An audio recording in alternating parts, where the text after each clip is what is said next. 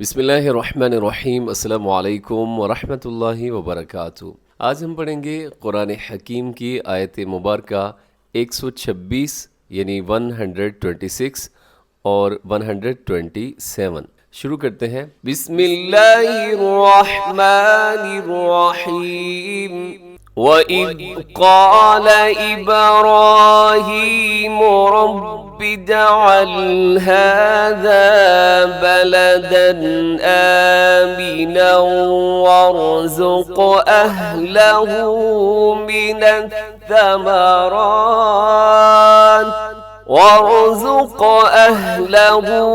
مِنَ الثَّمَرَاتِ مَنْ آمَنَ مِنْهُمْ باللہ والیوم الآخر۔ سب سے پہلے دیکھیے گا وَإِذْ قَالَ، اس میں ذال کو ہلائیے گا نہیں، یہ ذال ہے اسے زا نہ پڑے گا، وَإِذْ نہیں بلکہ وَإِذْ آگے قَالَ إِبْرَاهِيمُ، یہاں با کو قلقلہ کیجیے گا، با حروف قلقلہ میں ہے۔ ربی میں را موٹا پڑا جائے گا اور اس کو آگے ہم ملائیں گے۔ ربی اجعل، ربج اس میں بھی کیا ہے کہ جیم حروف قلقلہ کے اندر شامل ہے۔ رب اجعل هذا، ابھی جو ہے لفظ رب اجعل، اس میں لام کو نہ ہلائیے گا، رب اجعل ایسے لام ہل جاتا ہے تو کوشش کیجیے گا کہ لام کو آپ نہ ہلائیں۔ پھر سنیے گا رب اجعل، آگے هذا، اس میں ایک کھڑی زبر ہے، ہاں کے اوپر اسے لمبا کیجیے گا اور آگے الف مدہ ہے، الف سے پہلے ذال کے اوپر زبر ہے، الف سے پہلے ذال کے اوپر زبر ہے، اسے بھی آپ نے لمبا کرنا ہے، یہ الف مدہ ہے۔ هذا، آگے بلدن آمینن، اب بلدن میں تنوین ہے اور تنوین کے بعد آمینن کی شروع میں حمزہ ہے، تو حمزہ جو ہے حروف حلقی میں ہے۔ اب یہاں پر کیا کریں گے؟ اظہار حلقی کریں گے۔ کیسے؟ مطلب تیزی سے پڑھیں گے، غنہ نہیں کریں گے۔ بلدن آمینن، اب آمینن میں آخر میں پھر تنوین ہے نون کے اوپر اور اس کے بعد واو ہے، ورزق کے شروع میں کیا ہے؟ واو، تو آپ یہاں پر ادغام کریں گے۔ جب نون ساکن اور تنوین کے بعد حروف یرملون میں سے کوئی حرف آتا ہے تو وہاں پہ ادغام ہوتا ہے۔ یرملون کے 6 حروف ہوتے ہیں جن میں سے یا، را، میم، لام، واو، نون، تو اس میں واو بھی شامل ہے۔ آپ کیسے ادغام کریں گے؟ آمینہ، ایسے آپ کے ہونٹ گول ہو جائیں گے جب آپ آگے ادغام کریں گے۔ آمینہ وارزق، اب یہاں پہ را موٹی پڑی جائے گی اور آخر میں قاف قلقلہ کیا جائے گا۔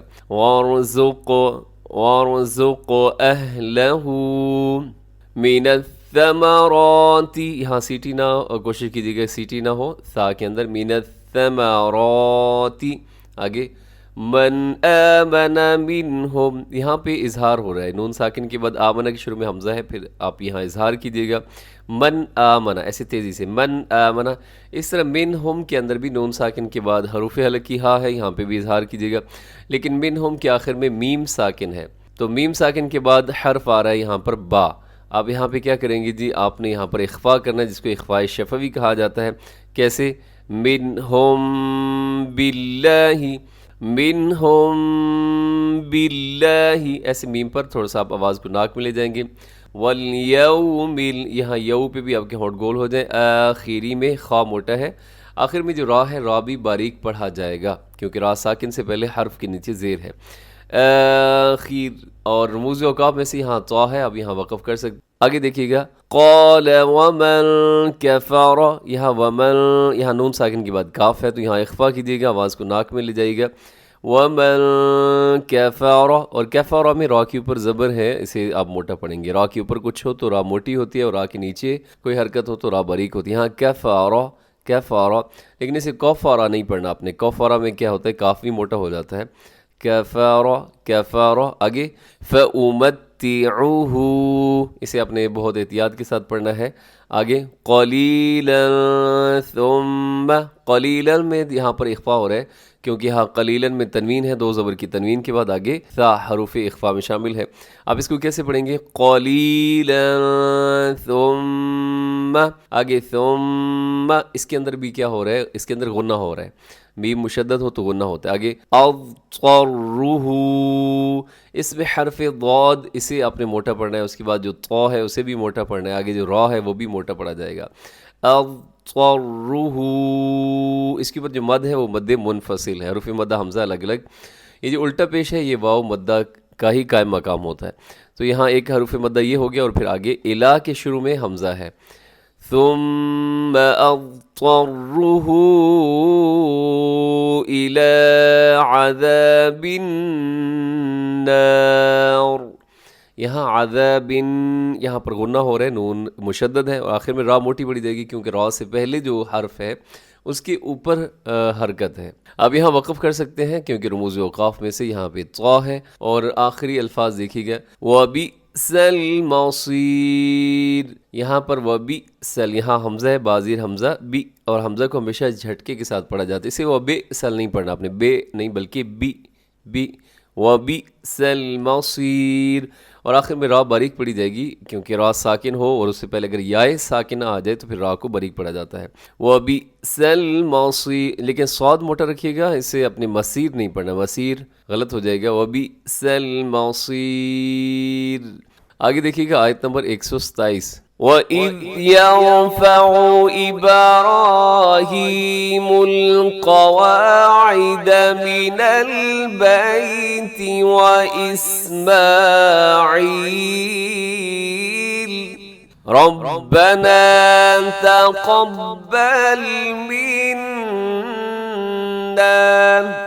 إِنَّكَ أَنْتَ السَّمِيعُ الْعَلِيمُ. اس آیت مبارکہ کے اندر دیکھیے گا وَإِذْ يَرْفَعُ، یہاں پہ را موٹا پڑھا جائے گا کیونکہ را ساکن ہے یرفع میں، لیکن جب را ساکن ہوتا ہے تو ہم کیا کرتے ہیں، ہم اس سے پہلے والا حرف دیکھتے ہیں، اگر اس کے اوپر حرکت ہو تو پھر را موٹی ہو جاتی ہے، اور اگر را سے پہلے والے حرف کے نیچے حرکت ہو تو را باریک ہوتی ہے. کیسے آپ پڑھیں گے، وَإِذْ يَرْفَعُ، اسے یرفعو نہیں پڑھنا آپ نے، یرفعو نہیں بلکہ عین کا خیال رکھیے گا. یرفع، آگے ابراہیم، اب با کو ہلائیے گا، اس کو آگے لفظ کے ساتھ ملا کے پڑھیں گے تو کیسے پڑھا جائے گا، ابراہیم القواعد. یہاں قاف موٹا رکھیے گا، قواعد من البیت واسماعیل واسماعیل. یہاں وقف کریں گے تو لام ساکن ہو جائے گا کیونکہ لام کے اوپر پیش ہے، وقف کرنا بھی چاہیے. یہاں پہ کیا ہے جی، طا ہے. ربنا تقبل منا، یہاں ربنا میں را موٹا پڑھا جائے گا. ویسے بہت ساری دعائیں ہیں جو ربنا ربنا سے شروع ہوتی ہیں، تو سب میں را ہے، را اب موٹا پڑھا جائے گا کیونکہ را کے اوپر زبر ہوتی ہے. تقبل، تقبل منا، یہاں قاف ہے، اب قاف موٹا پڑھا جاتا ہے ہمیشہ، اسے تکبل نہیں پڑھنا آپ نے، تکبل، بلکہ آپ نے کیا پڑھنا ہے جی، تقبل منا. یہاں نون مشدد ہے تو یہاں پر آپ نے کیا کرنا ہے، آپ نے غنہ کرنا ہے. اور یہاں وقف کریں گے تو کیا پڑھا جائے گا، وقف میں بھی ایسے ہی پڑھا جائے گا جیسے یہ وصل میں پڑھا جا رہا ہے، من، ایسے. آگے ان کا نون مشدد ہے، یہاں غنہ کیجیے گا. اور انت یہاں اخفا ہے. سمیع العلیم، سمیع العلیم، یہاں عین کا خیال رکھیے گا. یہ ویسے دعا ہم عام طور پہ پڑھتے بھی ہیں، نمازوں میں بھی پڑھتے ہیں، تو اس لیے اس کو بہت آپ احتیاط کے ساتھ اس کو سیکھ لیجیے گا. کچھ الفاظ ہیں، یہ 2-4 الفاظ ہیں.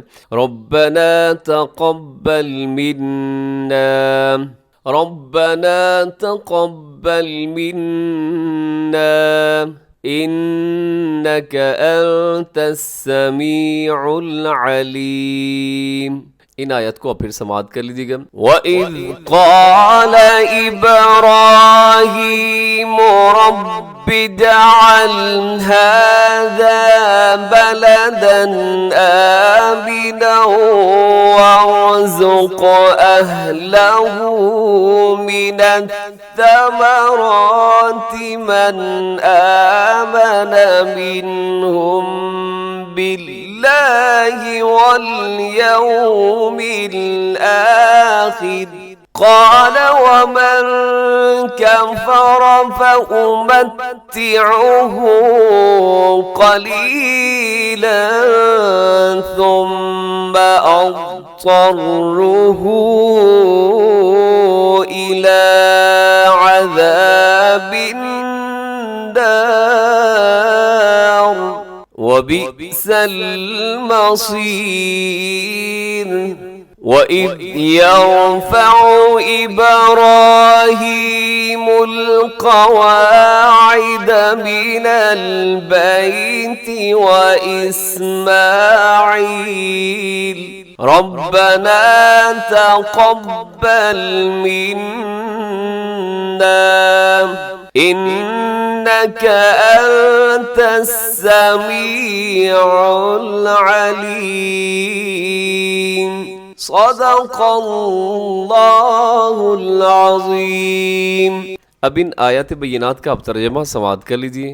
وَإِذْ قَالَ، اور جب کہا، ابراہیم علیہ السلام نے، ربی میرے رب، اجعل بنا دیجئے، هذا بلدن اس شہر کو، آمیناً امن والا، وارزق اور روزی دیجئے، اہلہ اس کے رہنے والوں کو، من الثمرات پھلوں کی روزی عطا فرمائیے، من آمن جو ایمان لائے، منہم ان میں سے، باللہ اللہ پر، والیوم الآخر اور آخرت کے دن پر، قال فرمایا، ومن کفر اور جس نے کفر کیا، فأمتعہ اس کو میں نفع دوں گا، قلیلاً تھوڑا سا، ثم پھر، اضطرہ اس کو مجبور کروں گا، الی عذاب النار دوزخ کے عذاب کی طرف، وبئس المصیر اور وہ برا ٹھکانہ ہے۔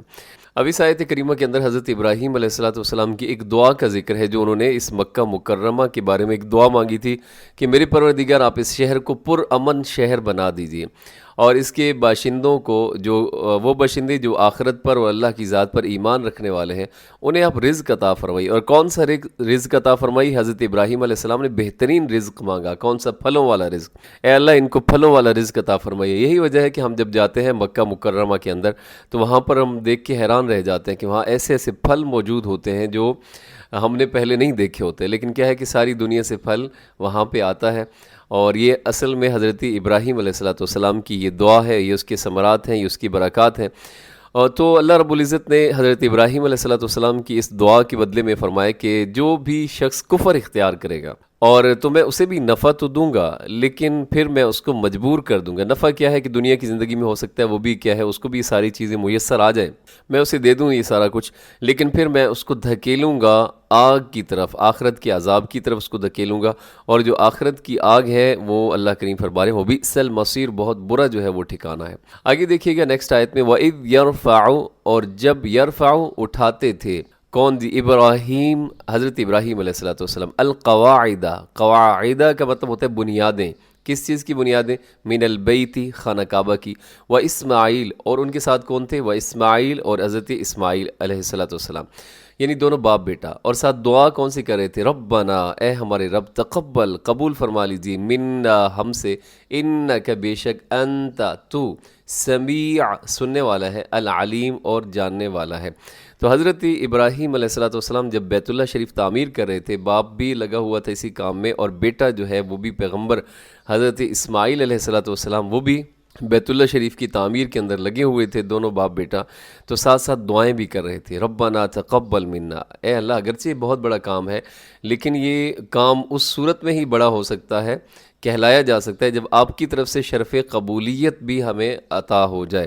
اس لیے آپ بھی جب بھی کوئی خیر کا عمل کیا کریں، ساتھ ساتھ اس کی قبولیت کی دعا بھی کیا کریں، ربنا تقبل منا، اے اللہ یہ جو ہم نے کام کیا ہے، کوئی بھی خیر کا کام ہو، کسی کو غریب کی مدد کر دی ہے، کہیں پہ کوئی راستے سے پتھر ہٹا دیے، تو ساتھ کہا کریں ربنا تقبل منا، اے اللہ تو قبول کر لے، تب تو یہ بڑا عمل ہے، اگر آپ قبول نہیں کریں گے تو پھر یہ قطعاً کوئی بڑا عمل نہیں ہے۔ اور انک انت السمیع العلیم، بے شک آپ سننے والے اور جاننے والے ہیں۔ تو اس کے ساتھ ہی ہمارا آج کا سبق مکمل ہوا، دعاؤں میں ہمیشہ یاد رکھا کریں، ہمیشہ خوش رہیں۔ السلام علیکم ورحمۃ اللہ وبرکاتہ۔